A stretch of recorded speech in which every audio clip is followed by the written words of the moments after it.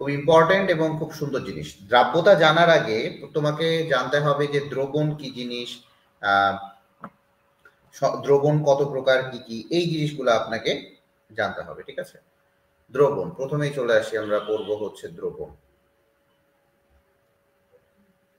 দ্রবণ তাহলে কি জিনিস ভালো মতো বুঝেন, যে দুই বা ততোধিক কঠিন তরল বা গ্যাসীয় পদার্থের সমসত্ব মিশ্রণ। আবারও বলি,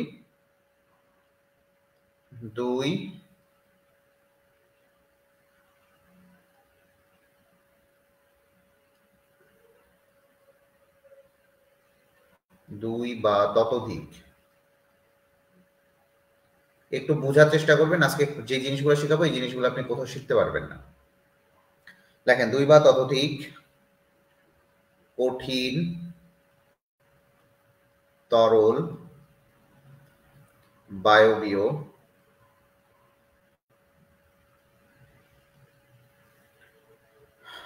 পদার্থের সমসত্ব মিশ্রণ।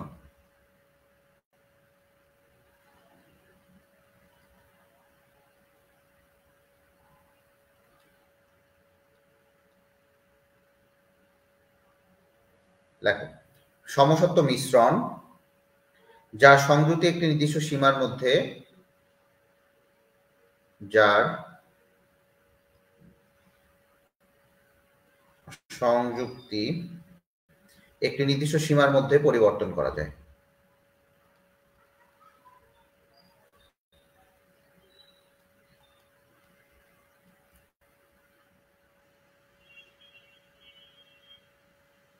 ভালো করে বুঝবেন এই জিনিসগুলো, প্রত্যেকটা জিনিস আপনাকে খুব ভালো মতো বুঝতে হবে। পরিবর্তন করা যায়,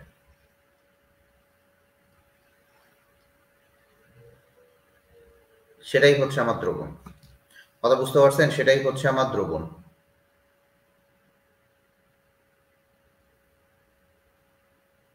ক্লিয়ার?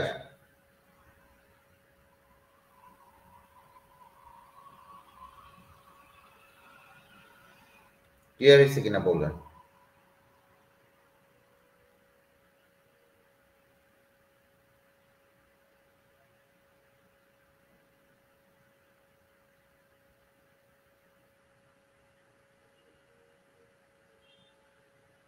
ক্লিয়ার হয়েছে কিনা বলেন।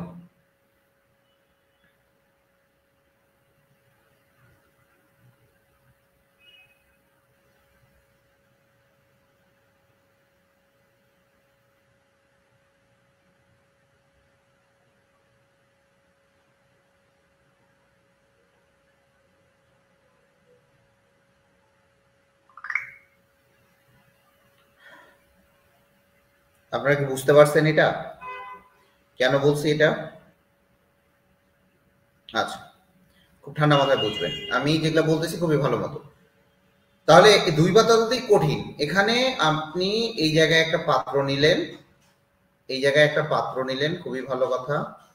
এই পাত্রটার মধ্যে আপনি কঠিন তরল বা বায়বীয় যে কোনো একটা নিলেন, এখানে কঠিন তরল বা বায়বীয় যে কোনো একটা মিশ্রণ নিলেন, এবং এটা নির্দিষ্ট সীমার মধ্যে, এই যে এই সীমাটা পর্যন্ত হয়তো বা এটা সর্বোচ্চ সীমা এতটুকু, যে এতটুকুর মধ্যে তার মানে দ্রবণটা বা সংযোজিটা পরিবর্তন করা যাচ্ছে। তাহলে এটাই হচ্ছে আমার কি, বলেন দেখি, এটাই হচ্ছে আমার আপনার দ্রাব্যতা। কথা বোঝা গেছে? এটাই হচ্ছে আমার দ্রাব্যতা। তাহলে এইটা বুঝতে হবে, হ্যাঁ, এই জিনিসটা একটু বুঝতে হবে। এরপরে চলে আসি, এই যে দ্রাব্যতা আছে, খুবই ভালো কথা। এই দ্রবণের মধ্যে দুই ধরনের পদার্থ পাওয়া যায়।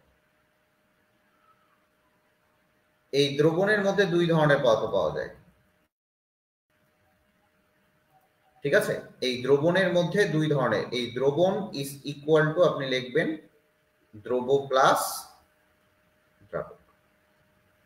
তাহলে কি লিখবেন? দ্রবণ ইজ ইকুয়াল টু হচ্ছে দ্রব প্লাস দ্রাবক। ভালো করে বুঝবেন এই জিনিসগুলো, খুবই ইম্পর্টেন্ট, খুবই ইম্পর্টেন্ট। এই জিনিসগুলো আপনি যদি না বুঝেন, আপনার মানে ক্যারিয়ারই শেষ হয়ে যাবে, কারণ এই জায়গা থেকে কোশ্চিন আসবে। এই দ্রাবকটা একটা দ্রবণের মধ্যে যেটা বেশি পরিমাণে থাকবে, যেটা বেশি পরিমাণে থাকবে, যেটা বেশি পরিমাণে থাকবে,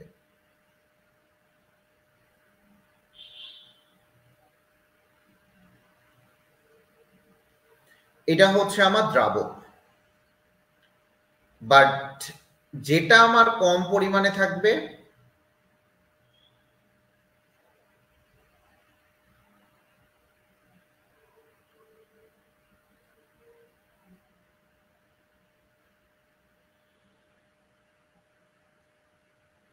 সেটা হচ্ছে আমার দ্রব্য। এটুকু বোঝা গেছে? যেটা কম পরিমাণে থাকবে সেটা হচ্ছে দ্রব্য। দ্রাবকটা, এই দ্রাবকের যে কোনো দশায় থাকতে পারে, এই দ্রাবকটা যে কোনো দশায় থাকতে পারে। দ্রাবক ভালো করে বুঝবা, দ্রাবকের ভৌত অবস্থা কঠিন, তরল বা গ্যাসীয় যে কোনোটাই হতে পারে। তবে বেশিরভাগ ক্ষেত্রে এটা সলিড হইতে পারে, লিকুইড হইতে পারে, গ্যাসিয়াস হইতে পারে, but most of the cases এইটা হয় liquid. Most of the case এটা হবে liquid, most of the case এটা হবে লিকুইড, এটা বুঝতে হবে। আচ্ছা, যে দ্রবণে দ্রাবক হিসেবে পানি ব্যবহার করা হয়, ভালো করে বুঝবা, দ্রাবক যদি পানি হয়, দ্রাবক যদি পানি হয় তাহলে সেটাকে বলবো আমরা জলীয় দ্রবণ। ভালো করে বুঝবা, জলীয় দ্রবণ। তাহলে জলীয় দ্রবণ আমরা কখন বলি? যখন দেখব বা যেই জায়গাটাতে অ্যাকোয়াস লেখা থাকে, যেই জায়গাটাতে দেখবেন অ্যাকোয়াস লেখা আছে, এ কিউ লেখা আছে, এই এ কিউ মানেই হচ্ছে বুঝবেন এটা হচ্ছে জলীয় দ্রবণ।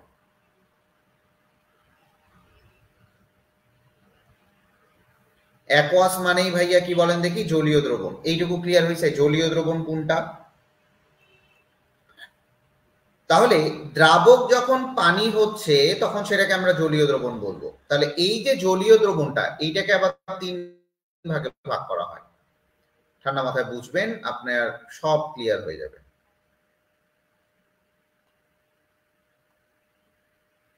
এই জলীয় দ্রবণটাকে দেখা যাচ্ছে আমরা 3টা ভাগে ভাগ করতে পারি।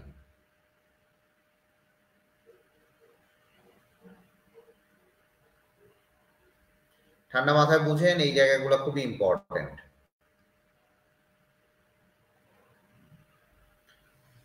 আচ্ছা,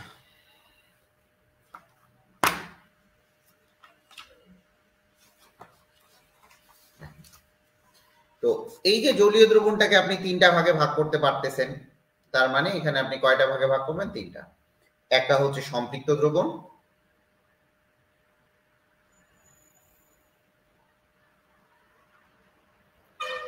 একদম চিন্তা করে এগুলা করবেন।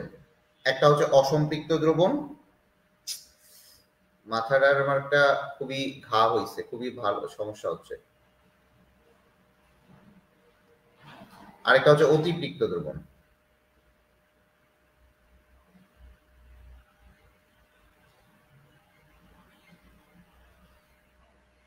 অতিপৃক্ত দ্রবণ।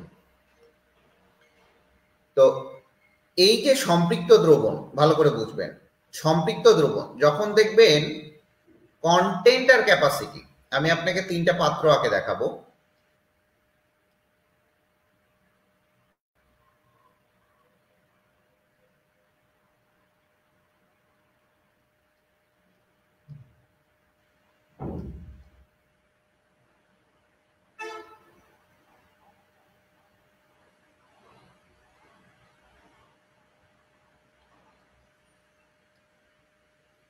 তিনটা পাত্র আঁকছি, খুব ভালো মতো দেখবেন। এখানে দেখবেন, মনে করেন 30 গ্রাম চিনি, 3 গ্রাম চিনি। আচ্ছা লেখেন, ভালো করে বুঝবেন, 3 গ্রাম চিনিকে আপনি 1 লিটারের মধ্যে বা 500 ml এর মধ্যে দ্রবীভূত করতে পারবেন। তার মানে এই 500 ml এ দ্রবীভূত করতে আমার 3 গ্রাম চিনি প্রয়োজন। ঠান্ডা মাথায় বুঝেন, 500 ml কে দ্রবীভূত করতে, সরি, 3 গ্রাম চিনিকে দ্রবীভূত করতে আমার 500 ml পানি প্রয়োজন। এটা 500 ml পানি প্রয়োজন। তাহলে 500 ml যখন পানি প্রয়োজন, তাহলে দেখেন এই জায়গায় কন্টেন্ট এবং ক্যাপাসিটি দুইটাই সেম। তার মানে এই জায়গায় আপনি লিখতে পারবেন কন্টেন্ট এবং ক্যাপাসিটি।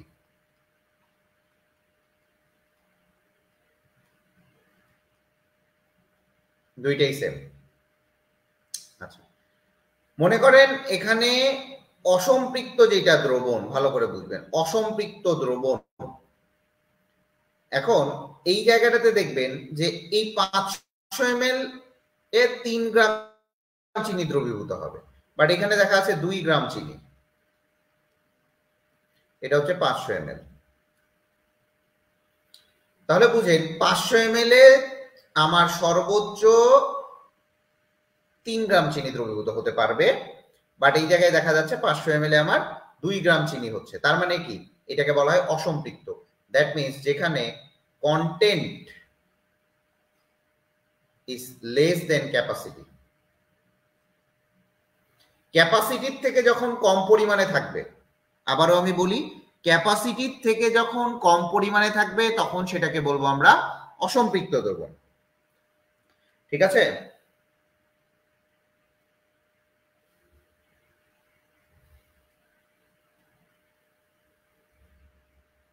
ক্লিয়ার? এটুকু ক্লিয়ার?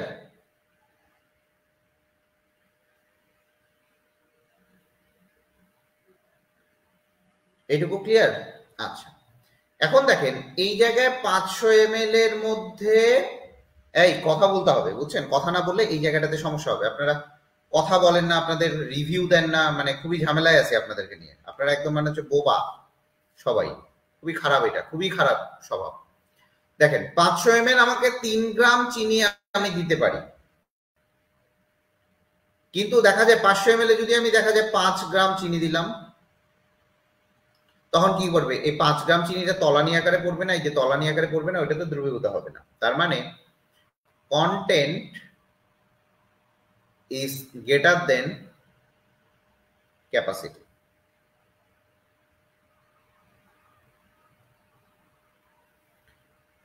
কন্টেন্ট এবং ক্যাপাসিটি যখন, কন্টেন্টটা যখন অনেক বেশি হবে কার থেকে? ক্যাপাসিটির থেকে, তখন সেটাকে বলবো আমি অতিপৃক্ত দ্রবণ। কথা বুঝাইতে পারছি? ভেরি গুড, খুবই সুন্দর, খুব সুন্দর কথা বলছো, আমি খুব খুশি হয়েছি ফারজানা আহমেদ। বাকিগুলা কি বলদ না মদন? বাকিগুলা কি বলদ না মদন?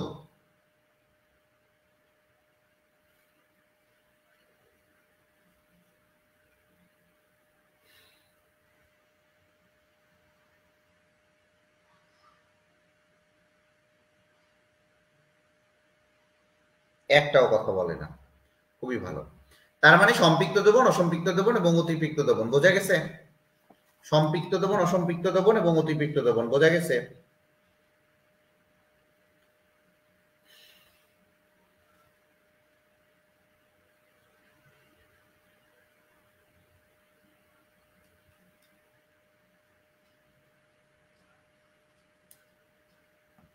বোঝা গেছে? চলে আসেন এরপরে। এই যে দ্রবণটা, এই দ্রবণটা আরো 2 প্রকারের হইতে পারে। দ্রবণটাকে আপনি আরো 2টা ভাগে ভাগ করে নিতে পারবেন।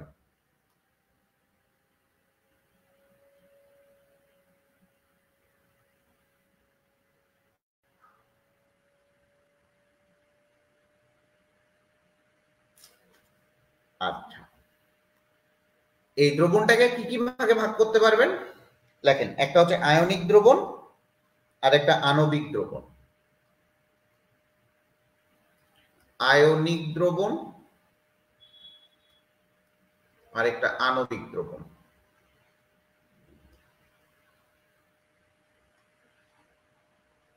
বোঝার চেষ্টা করবেন এবং ঠান্ডা মাথায় বুঝবেন, তাহলে আপনার কোনো প্রবলেম হবে না এই জায়গায়। আচ্ছা, এই জিনিসগুলা দেখা যায় যে কখন হয় ভাইয়া? পানি দেখা যায়, পানি যখন দ্রাবক হিসেবে কাজ করে, পানি একটা হচ্ছে পোলার দ্রাবক।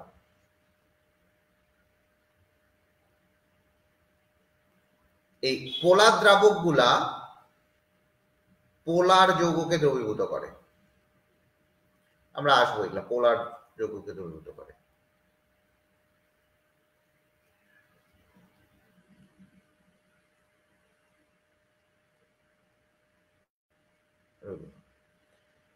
তাহলে এই যখন এরকম টাইপের পোলার বা নন পোলারের হিসাব কনসেপ্টটা চলে আসে, তখন আমি দ্রবণটাকে দুইটা ভাগে ভাগ করি, একটা হচ্ছে আয়নিক দ্রবণ আর একটা হচ্ছে আণবিক দ্রবণ। চলে আসে আয়নিক দ্রবণটা কি জিনিস ভাই, আয়নিক দ্রবণ বোঝান।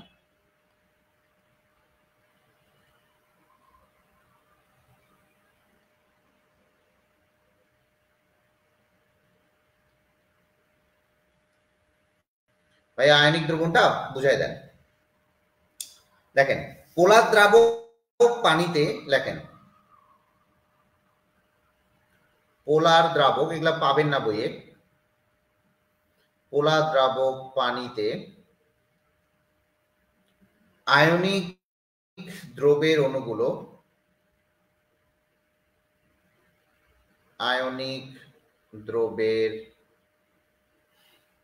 অণুগুলো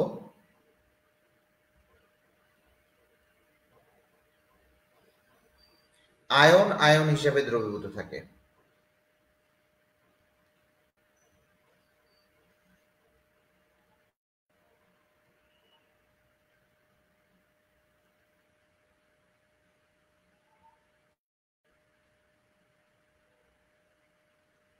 এই যে আয়ন আয়ন আকারে দ্রবীভূত আছে সেটাকে বলা হয় আয়নিক দ্রবণ। চলে আসি, এইটা একটা হচ্ছে আমার পানির পাত্র, এখানে পানি দিছো, তুমি সব দিছো, খুবই ভালো, এখানে পানি আছে। আচ্ছা, এখানে যদি আমি সোডিয়াম ক্লোরাইড দেই তখন এটা কি আকারে থাকবে জানো? এটা থাকবে হচ্ছে আয়ন আয়ন আকারে, এখানে বুঝো আয়ন আয়ন আকারে থাকে। তার মানে এই জায়গায় সোডিয়াম প্লাস ক্লোরাইড মাইনাস এইভাবে থাকবে, এই যে সোডিয়াম প্লাস ক্লোরাইড মাইনাস। এই জন্য যদি তোমাকে কখনো সোডিয়াম ক্লোরাইড প্লাস ওয়াটার যদি দেয় তাহলে তোমাকে এইভাবে লিখতে হবে, সোডিয়াম প্লাস ক্লোরাইড মাইনাস। ঠিক আছে, তাহলে এটাও অ্যাকোয়াস, এটাও অ্যাকোয়াস আকারে। কথা বুঝতে পারছো? আয়ন আয়ন আকারে, এই যে একটা ক্যাটায়ন একটা অ্যানায়ন, আয়ন আয়ন আকারে আছে। তার মানে আয়নিক দ্রবে, পোলার দ্রাবক পানিতে যখন আয়নিক দ্রবের অণুগুলো আয়ন আয়ন আকারে দ্রবীভূত থাকে, যে আয়ন আছে আয়ন আকারে, এই যে আয়ন আকারে, একটা ক্যাটায়ন একটা অ্যানায়ন, বাট আয়ন আয়ন আকারে যখন দ্রবীভূত আছে তখন সেটাকে বলবো আয়নিক দ্রবণ। ক্লিয়ার?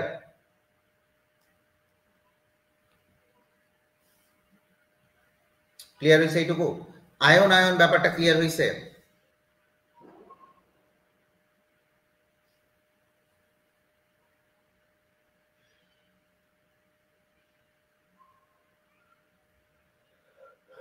ক্লিয়ার হয়েছে?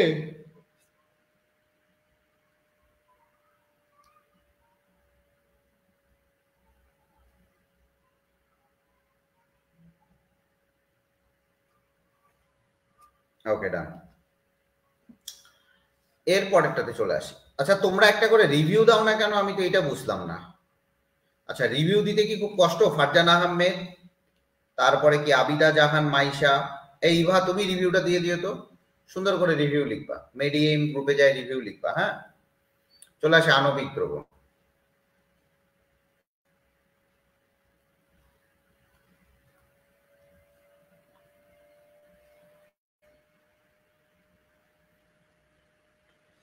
আচ্ছা, লেখো দ্রাবকের মধ্যে, লেখো দ্রাবকের মধ্যে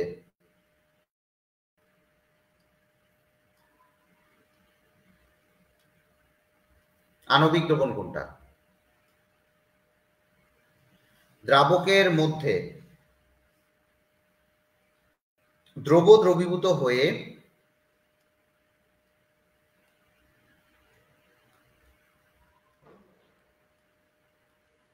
ভালো করে বুঝো, দ্রাবকের মধ্যে দ্রব দ্রবীভূত হয়ে দ্রবণের মধ্যে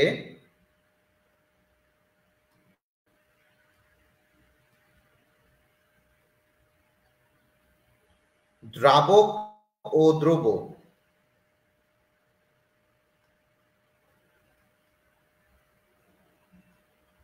দেখো, দ্রাবক ও দ্রব এর কোনটি যখন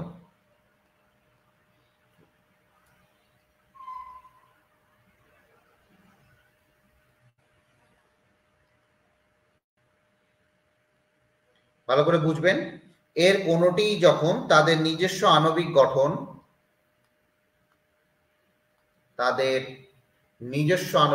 দেখেন এই সংজ্ঞাটার মধ্যেই আপনার বুঝার ব্যাপারটা আছে। নিজস্ব আণবিক গঠন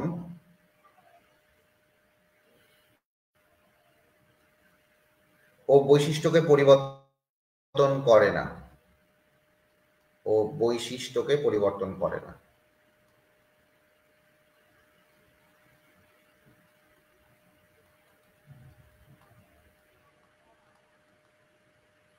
তখন সেটাকে বলবো আমি আণবিক দ্রবণ।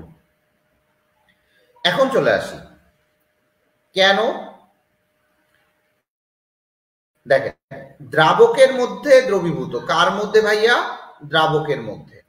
তো কুকুরের বাচ্চা কি হয় বলো দেখি? কুকুরের বাচ্চা কি হয়?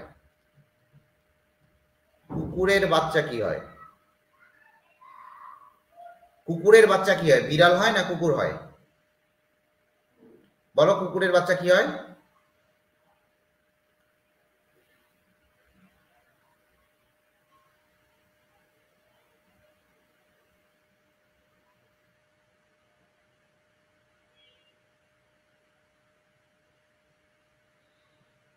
এই কুকুরের বাচ্চা কি হয় রে? বিড়াল?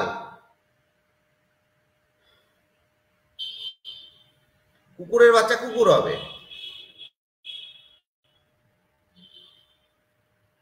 তেমনি ভাবে পোলা দ্রাবকে, ভালো করে বুঝবা,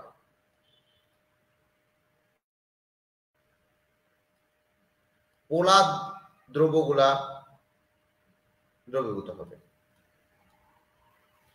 কুকুরের বাচ্চা যদি কুকুর হয়, তাহলে এইটাকে বলবো আমরা, কুকুরের বাচ্চা কুকুর, তার মানে এটাকে বলবো লাইক ডিজলভ লাইক নীতি।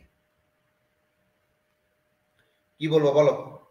লাইক ডিজলভ লাইক নীতি।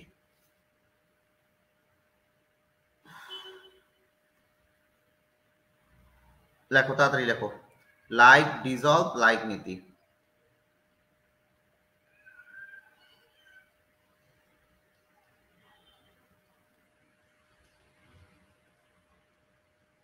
তাহলে পোলার যৌগগুলা পোলার দ্রাবকে দ্রবীভূত হয়, আর নন পোলারে দ্রবীভূত হয়।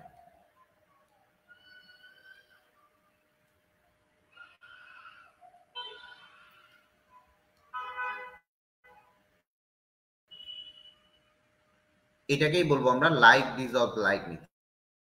এই যে নীতিটা আছে সেটাকে বলবো আমরা লাইক ডিজলভ লাইক নীতি। তাইলে লাইক ডিজলভ লাইক নীতি, কুত্তার বাচ্চা কুত্তাই হয়, কুত্তার বাচ্চা বিলাই হয় না। তার মানে যখন তুমি দেখবা যে দ্রাবকের মধ্যে, যদি আমি পানির মধ্যে দেই, পানির মধ্যে ঠিক আছে,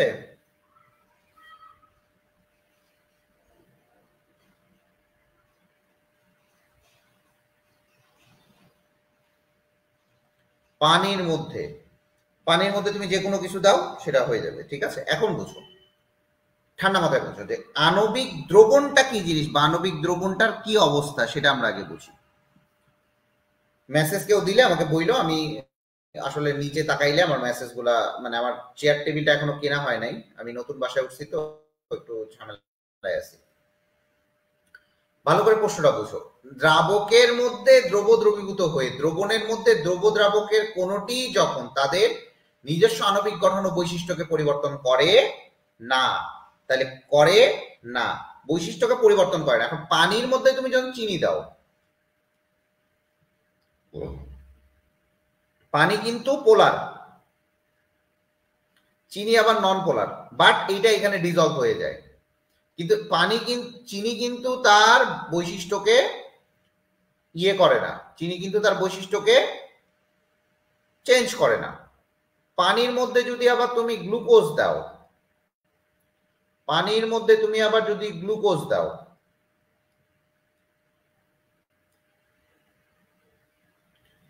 তাহলেও দেখবা যে এইসব দ্রব্য দ্রবীভূত হয়ে আণবিক একটা দ্রবণ গঠন করে। মানে অপোলার হওয়া সত্ত্বেও এরা পোলার দ্রাবকে দ্রবীভূত হবে, মানে এরা লাইক ডিজলভ লাইক নীতি মানবে না, কিন্তু তারা কিন্তু তাদের জায়গায় ঠিক থাকবে।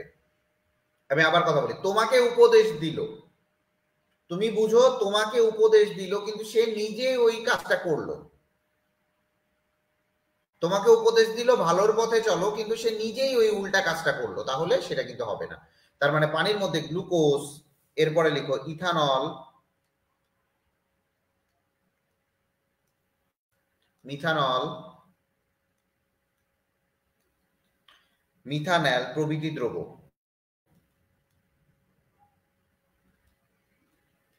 এই পানির মধ্যে যখন এরা দ্রবীভূত হয় তখন সেটাকে বলা হয় আণবিক দ্রবণ।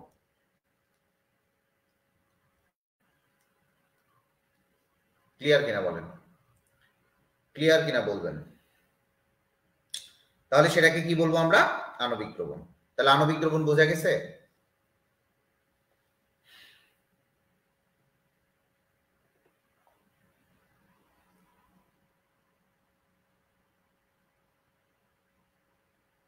ক্লিয়ার?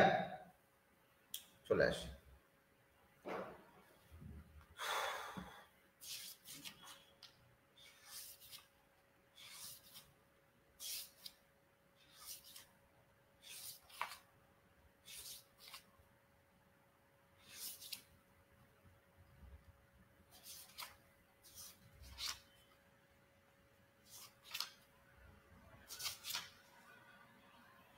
ক্লিয়ার হয়েছে এটা? তাড়াতাড়ি বলো।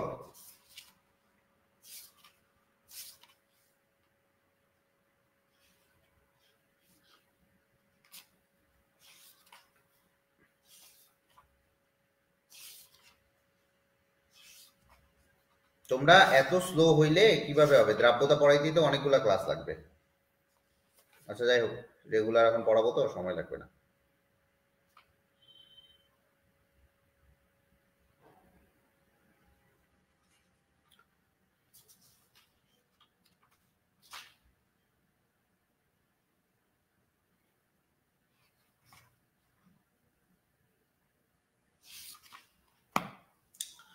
এরপরে চলে আসেন, কিছু কিছু কঠিন আছে যারা পানিতে দ্রবীভূত হয় না।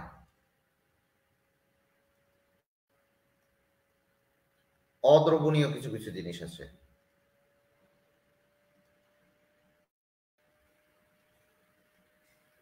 পানিতে কিছু কিছু অদ্রবণীয় কঠিন পদার্থ আছে, তাদেরকে বলা হয়, মানে খুবই কম পরিমাণে, এদেরকে ইনসলিবল পদার্থ বলা হয়। এগুলোকে বলা হয় ইনসলিবল সলিড।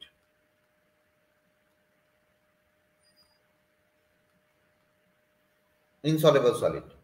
আবার কিছু কিছু পদার্থ আছে যারা পানিতে, ভালো করে বুঝবা, কিছু কিছু পদার্থ আছে যারা পানিতে খুবই অল্প পরিমাণে দ্রবীভূত হয়। পানিতে অল্প পরিমাণে দ্রবীভূত হয়।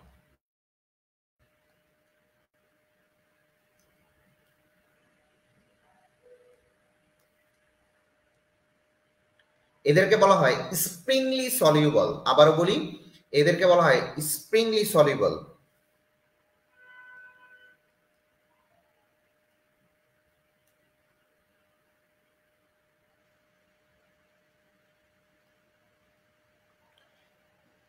Sparingly soluble solute. সলিউট এবং সলভেন্ট, সলভেন্ট মানে হচ্ছে দ্রাবক, ইংলিশগুলো মনে রাখবেন। আর সলিউট মানে হচ্ছে দ্রব, এটা মনে রাখবেন। সলিউট মানে হচ্ছে দ্রব। এই যে স্প্রিংলি সলিউবল, স্বল্প দ্রবণীয় লবণ, এই স্বল্প দ্রবণীয় যে ইয়েটা আছে সেটা একটু দেখাই আমি আপনাকে। স্প্রিংলি সলিউবল যারা, তাদেরকে একটু দেখাই, তারা কারা কারা বোঝার চেষ্টা করবেন। লেখেন, silver chloride sparingly soluble, barium sulphate sparingly soluble, copper carbonate sparingly soluble, copper sulphide sparingly soluble, lead chloride sparingly soluble,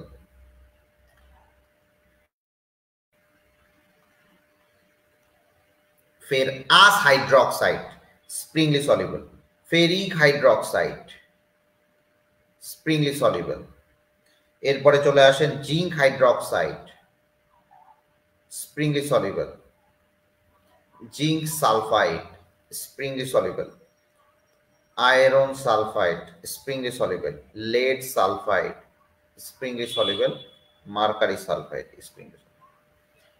ভাইয়া এগুলা কি মুখস্থ করতে হবে? না, মুখস্থ করবেন না। ট্রিক্স কি? এটা হচ্ছে গালিভস ল, গালিভস ট্রিক্স।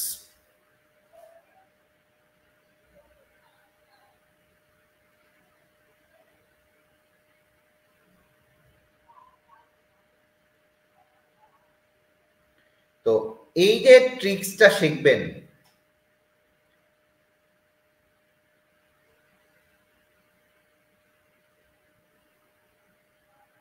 ভালো করে বুঝুন।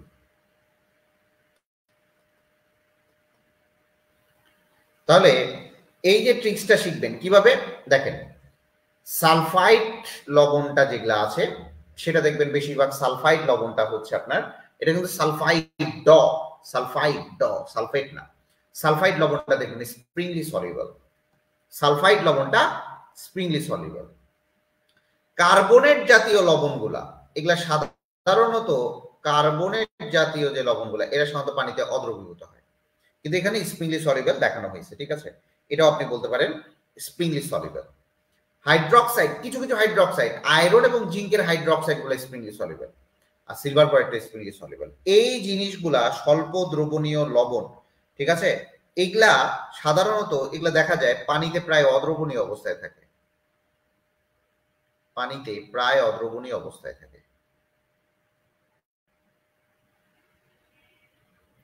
তাহলে আপনাকে যদি বলে এখানে সাধারণত সবদ্রবণীয় লবণটা যদি না বলে আপনাকে অদ্রবণীয় লবণ বলে, তাহলে আপনারা অবশ্যই এখানে এইগুলা দিতে পারবেন।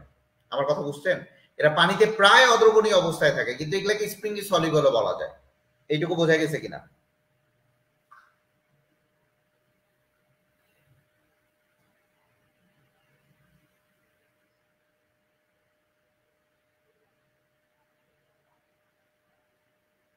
কথা বোঝা গেছে কিনা?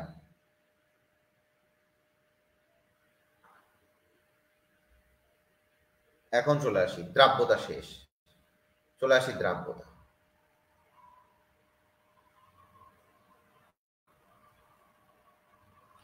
আরেকটা ওয়ার্ড আমি এখানে উল্লেখ করব, সেটা হচ্ছে ঘনমাত্রা।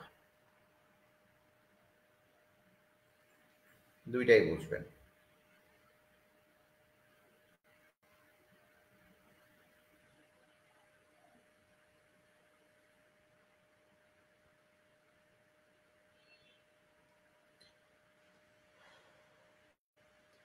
দ্রাব্যতা এবং ঘনমাত্রা খুবই ভালো মতো বুঝবেন।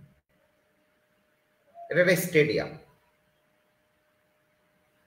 এটাকে স্টেডিয়াম।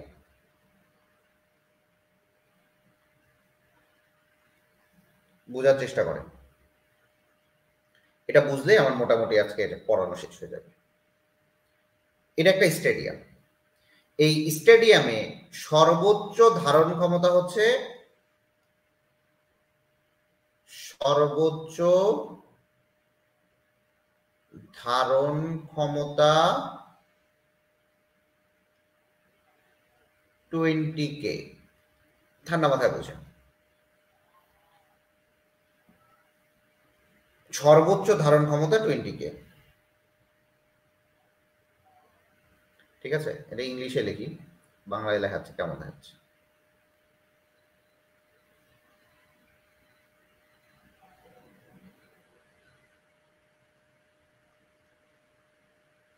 তাহলে এখানে ম্যাক্সিমাম ক্যাপাসিটি, ম্যাক্সিমাম ক্যাপাসিটি, ঠিক আছে? ম্যাক্সিমাম ক্যাপাসিটি হচ্ছে 20K। তাহলে দেখেন ক্যাপাসিটি আমার 20K, ঠান্ডা মাথায় বুঝবেন এবং এখানে খুবই ভালো মতো বুঝবেন। এটা বুঝলেই আপনার কাহিনী হয়ে যাবে। এখানে তাহলে বসার যোগ্যতা রাখে কারা? এখানে 1 থেকে 19K সকল লোকই বসতে পারবে না,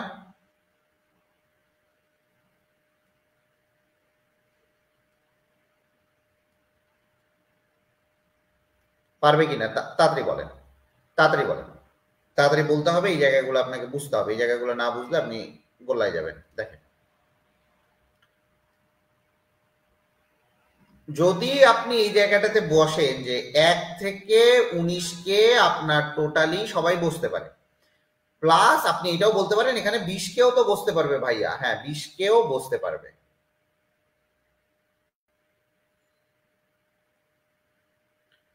তার মানে যখনই দেখবেন এই স্টেডিয়ামের ম্যাক্সিমাম ক্যাপাসিটি,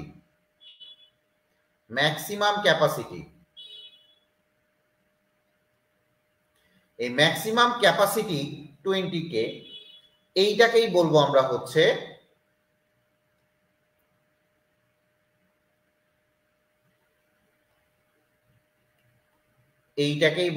হচ্ছে ম্যাক্সিমাম ক্যাপাসিটি। যখন এইটাকেই বলবো আমরা হচ্ছে দ্রাব্যতা। আর এই যে আমি যে এখানে লিখলাম 1 থেকে 19 কে, এইটাকে বলবো আমি হচ্ছে ঘনমাত্রা।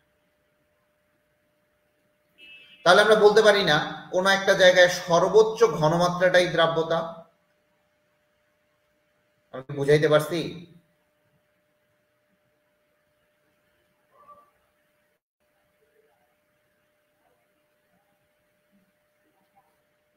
আমি কি বুঝাইতে পারছি কিনা বলেন? তাহলে সর্বোচ্চ ঘনমাত্রাটাই হচ্ছে আমার দ্রাব্যতা। চলে আসি,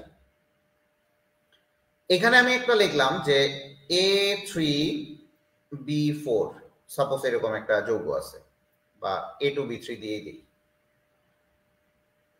ঠান্ডা মাথায় বুঝবেন এই জিনিসগুলো খুবই ইম্পর্টেন্ট, A2B3। তাহলে আপনারা এই জায়গাটাতে দেখেন যে ভাইয়া এখানে কি লিখছে, তাহলে এখানে হবে 2A3 প্লাস প্লাস হচ্ছে 3B2 মাইনাস। যখন আমি দ্রাব্যতা বের করতে যাব, তাহলে এই যে মোল সংখ্যাটা আছে, এই মোল সংখ্যাটাকে আমি ইনক্লুড করব। মোল সংখ্যাটা আমি কি করব? ইনক্লুড করব। যদি মোল সংখ্যাটাকে ইনক্লুড করে আমি বের করি ঘনমাত্রাটা, ইনক্লুড করে যদি আমি ঘনমাত্রা বের করি, সেটাই হবে আমার দ্রাব্যতা, সেটাই হচ্ছে আমার দ্রাব্যতা। বাট যখনই দেখবেন যে ঘনমাত্রাটাকে আমি মোল সংখ্যাটাকে আমি ইনক্লুড করতেছি না, তখনই সেটা হবে আমার ঘনমাত্রা। তার মানে সর্বোচ্চ ঘনমাত্রাটাই হচ্ছে আমার দ্রাব্যতা, এইটা মনে রাখবেন। এইখানেই দেখবেন আয়নিক গুণফল এবং দ্রাব্যতা গুণফলের মধ্যে প্যাচটা লাগবে না, সরি, এই জায়গাটাতেই দেখবেন আয়নিক গুণফল এবং দ্রাব্যতা গুণফলের মধ্যে আর কোনো প্যাচটা লাগবে না। কথা বুঝতে পারছেন? কথা কি বোঝা গেছে? তাহলে দ্রাব্যতার ঘনমাত্রা কি এক? সকল দ্রাব্যতাই ঘনমাত্রা, কিন্তু সকল ঘনমাত্রাই দ্রাব্যতা না। এই সর্বোচ্চ ঘনমাত্রাটাই হচ্ছে দ্রাব্যতা। এখান থেকে আপনি একটা জিনিস পড়তে পারবেন, সকল দ্রাব্যতাই ঘনমাত্রা, কিন্তু সকল ঘনমাত্রা দ্রাব্যতা না। কারণ এটাও তো ঘনমাত্রা একটা, তাহলে সর্বোচ্চ ঘনমাত্রাটাই কি? তাহলে সকল ঘনমাত্রা দ্রাব্যতা না, সকল ঘনমাত্রা দ্রাব্যতা না, বাট সকল দ্রাব্যতাই কিন্তু আবার ঘনমাত্রা। তাহলে আমি কি বুঝাইতে পারছি ব্যাপারটা? তাহলে এই জায়গায় লিখেন সকল ঘনমাত্রা দ্রাব্যতা না।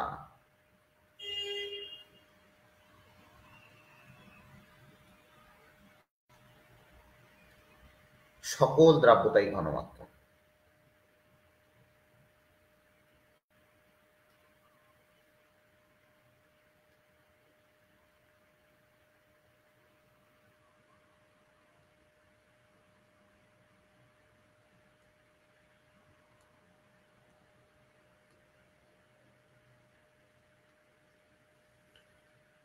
ক্লিয়ার হয়েছে ব্যাপারটা? এখন মনে করেন যে স্টেডিয়াম বলছি, তাহলে কি আমি এটা বুঝাইতে পারছি ব্যাপারটা? আচ্ছা, খুবই ভালো কথা। এখন চলে আসি, দ্রাব্যতা কাকে বলে? ভাইয়া দ্রাব্যতা কাকে বলে? দ্রাব্যতা কাকে বলে? দেখেন, চলে আসি দ্রাব্যতা।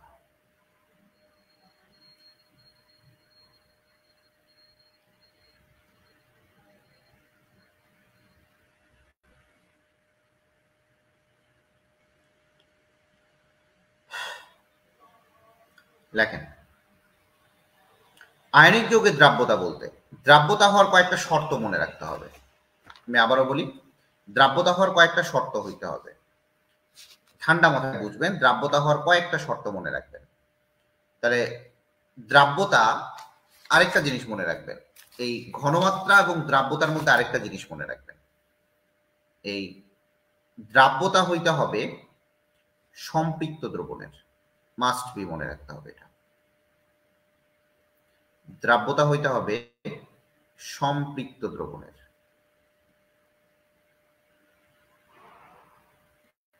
বাট এই যে ঘনমাত্রাটা আছে, এই ঘনমাত্রাটা আপনার সম্পৃক্ত অসম্পৃক্ত যে কোনোটাই হতে পারে। আমি আবারও বলি, এই ঘনমাত্রাটা আপনার হতে পারে সম্পৃক্ত অথবা অসম্পৃক্ত হতে পারে। এই জিনিসগুলো মনে রাখবেন। দ্রাব্যতা অবশ্যই হইতে হবে সম্পৃক্ত দ্রবণের, আবার এই যে ঘনমাত্রাটা সম্পৃক্ত অসম্পৃক্ত যে কোনোটাই হইতে পারে। আপনি খুবই ঠান্ডা মাথায় এই জিনিসগুলো যদি বুঝেন, আপনার আর কোনো কিছু দরকার নাই। আরেকটা আছে, দ্রাব্যতাটা আপনার আয়নিক যৌগের হবে, এটা দেখবেন আয়নিক যৌগের হবে। কয়েকটা শর্ত মনে রাখতে হবে, আমি লিখে দিচ্ছি, আবার পরে লিখে দিচ্ছি। আয়নিক যৌগের হতে হবে। সো আপনাকে খুবই ঠান্ডা মাথায় বুঝতে হবে যে কার দ্রাব্যতা আছে, আয়নিক যৌগের আছে নাকি সমযোজী যৌগের আছে। তো চলে আসি দ্রাব্যতার যে প্রথম শর্তটা, একটা হচ্ছে হইতে হবে সম্পৃক্ত দ্রবণ, সম্পৃক্ত দ্রবণ হতে হবে, এটা আয়নিক যৌগ হতে হবে।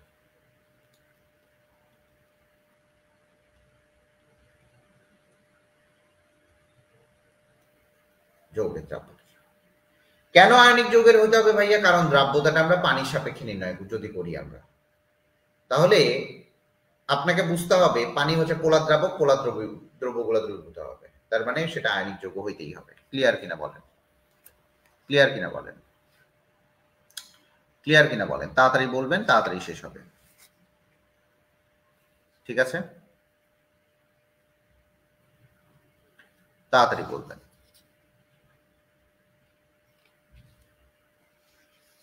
ক্লিয়ার আপনার এইটুকু? এইটুকু ক্লিয়ার হইলে বলবেন। আচ্ছা, কারণ আপনাদেরকে এখানে আমাকে শিখাতে হবে। দ্রাব্যতাটার 3 ধরনের সংজ্ঞা আপনি দিতে পারবেন, এককের উপর ডিপেন্ড করে আপনি সংজ্ঞাগুলো দিতে পারবেন।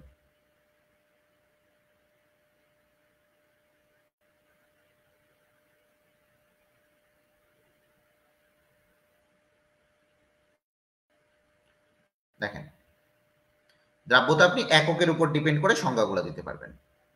দেখেন, আপনার দ্রাব্যতার একক হইতে পারে মোল পার লিটার, দ্রাব্যতার একক হইতে পারে গ্রাম পার লিটার, একটা মোল পার লিটার হইতে পারে, আরেকটা দেখবেন গ্রাম বাই গ্রাম হইতে পারে। আপনার যে কোনো 3টা এককের সংজ্ঞা হতে পারে দ্রাব্যতার। আমার কথাগুলো বুঝবেন, আপনি যদি কথাগুলো না বুঝেন সেই ক্ষেত্রে আপনাকে মানে ঝামেলায় পড়তে হবে। ঠিক আছে, ঝামেলায় পড়তে হবে। আচ্ছা,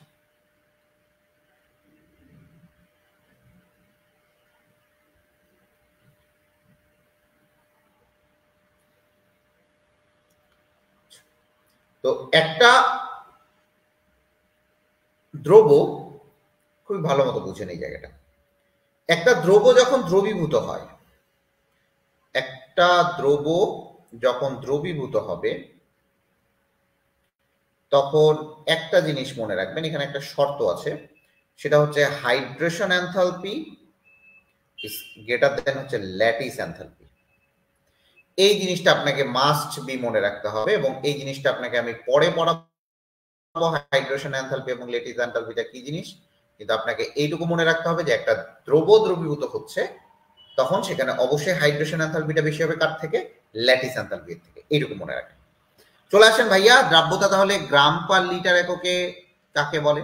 দেখেন নির্দিষ্ট তাপমাত্রায়, ভালো করে বুঝেন, নির্দিষ্ট তাপমাত্রায় আয়নিক যৌগের 1 লিটার দ্রবণের মধ্যে যত গ্রাম দ্রব্য দ্রবীভূত থাকে, তাহলে 1 লিটারে এখানে নির্দিষ্ট তাপমাত্রাটা অবশ্যই লিখবেন, কনস্ট্যান্ট টেম্পারেচার, এগুলো সবগুলোতে আপনি লিখবেন কনস্ট্যান্ট টেম্পারেচার, এটা ভালো করে মনে রাখেন, কনস্ট্যান্ট টেম্পারেচার।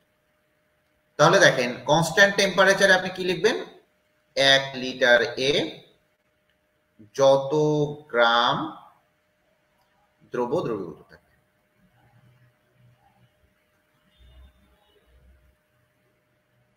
মোল পার লিটারে কি, 1 লিটারে মধ্যে যত মোল দ্রব্য দ্রবীভূত থাকে।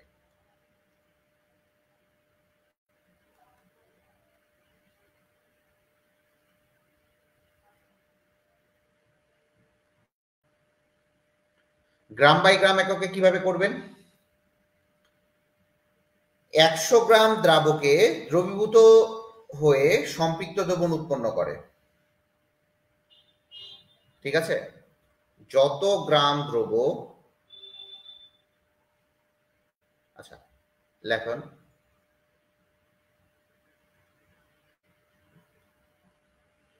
100 গ্রাম দ্রাবকে যত গ্রাম দ্রব্য থাকে। ঠান্ডা মাথায় বুঝেন, এই জায়গাগুলো একটু বুঝতে হবে। এবং আপনাকে আমি বলছি যে দ্রাব্যতা হইতে গেলে সম্পৃক্ত দ্রবণ এবং আয়নিক যৌগ দুইটাই হইতে হবে, ঠিক আছে।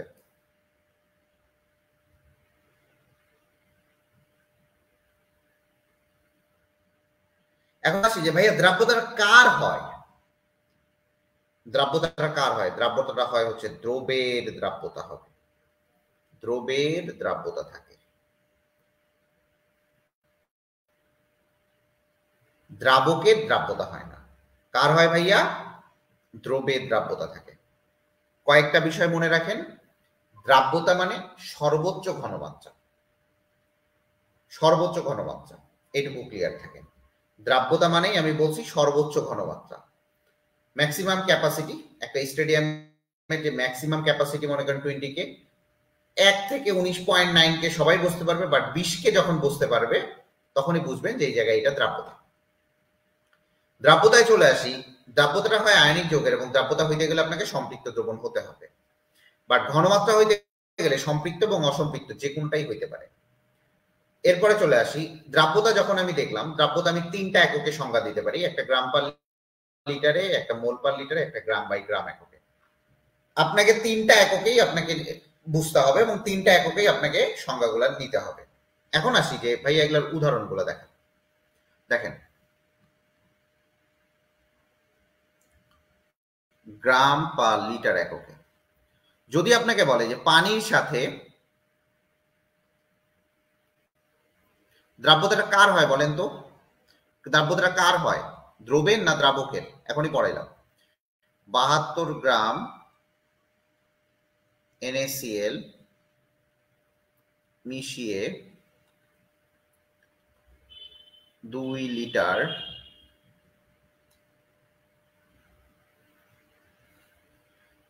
লিটার সম্পৃক্ত দ্রবণ তৈরি করা হলো।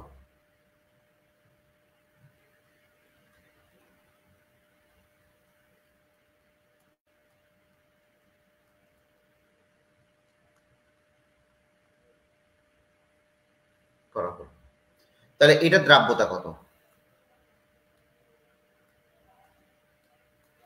তাহলে দেখেন দ্রাব্যতা গ্রাম পার লিটার এককে, ভালো করে বুঝেন, তাহলে গ্রাম পার লিটার এককে, এটা যদি গ্রাম পার লিটার এককে আনেন তাহলে 72 গ্রাম ডিভাইডেড বাই 2 ইকুয়াল টু হচ্ছে 36 গ্রাম পার লিটার। তাহলে দ্রাব্যতাকে আমরা সবসময় এস দ্বারা প্রকাশ করি। এই যে দ্রাব্যতা দেখছেন, এই দ্রাব্যতার ইংলিশ হচ্ছে সলিউবিলিটি।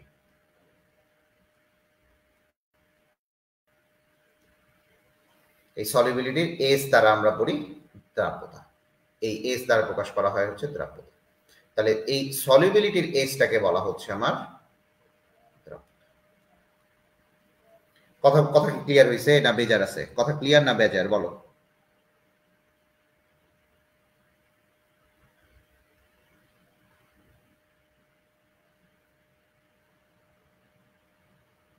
এই পলিয়ার দলগুলা দুইজন হয়ে গেছিস কেন? এই কথা, আমি কি মানে মজা করার জন্য এখানে পড়তে বসাইছি?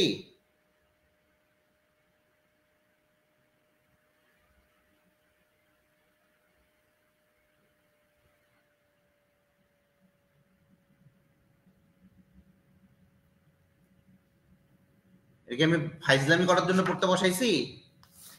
দুইজন গাদার দল। এখন আসি, এই জায়গায় যদি আপনাকে বলে যে একটা কোশ্চিন করলাম যে 25°C, আচ্ছা এটা তো ইভা তুমি আমার ব্যবসাটা তো মার্কেট ধরতে পারলা না, স্টুডেন্ট তো ভর্তি করাইতে পারলা না।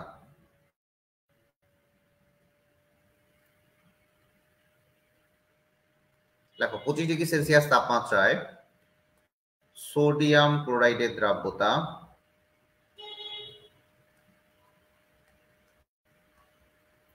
4.55 গ্রাম পার লিটার বলতে কি বুঝো?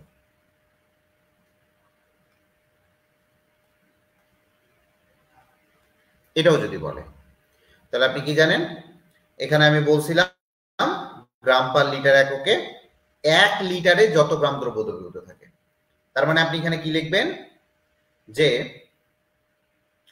বলা যায় যে 1 লিটার এ, এটা পুরোটা লিখবেন 25°C তাপমাত্রায় সোডিয়ামের দ্রাব্যতা এত বলতে বোঝায়, বোঝানোর পর লিখবেন যে 1 লিটারে 4.55 গ্রাম সোডিয়াম ক্লোরাইড দ্রবীভূত হয়ে সম্পৃক্ত দ্রবণ তৈরি করে। দ্রবীভূত হয়ে সম্পৃক্ত দ্রবণ তৈরি করে।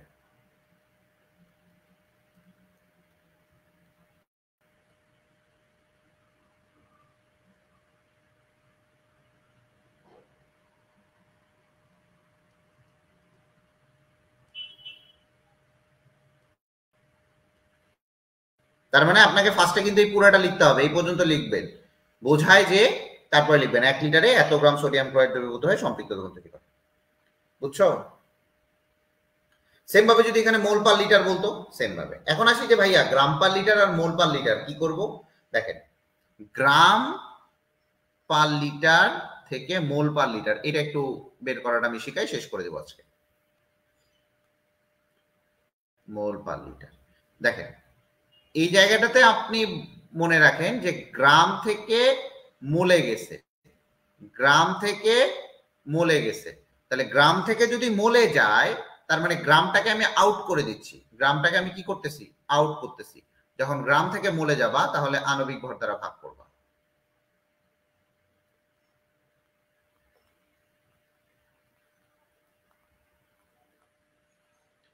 আবার দেখো, যদি তুমি মোল থেকে গ্রামে যাও তাহলে গ্রামটাকে আমি ইন করাচ্ছি না, গ্রামটাকে আমি ইন করাচ্ছি, তার মানে আণবিক ভর দ্বারা গুণ করবা।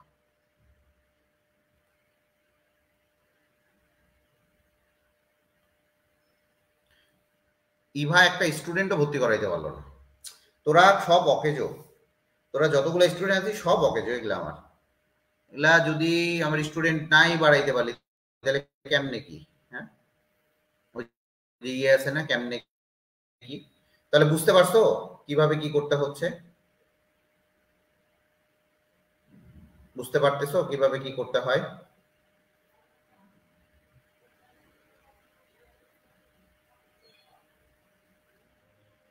বুঝতে পারিছেন?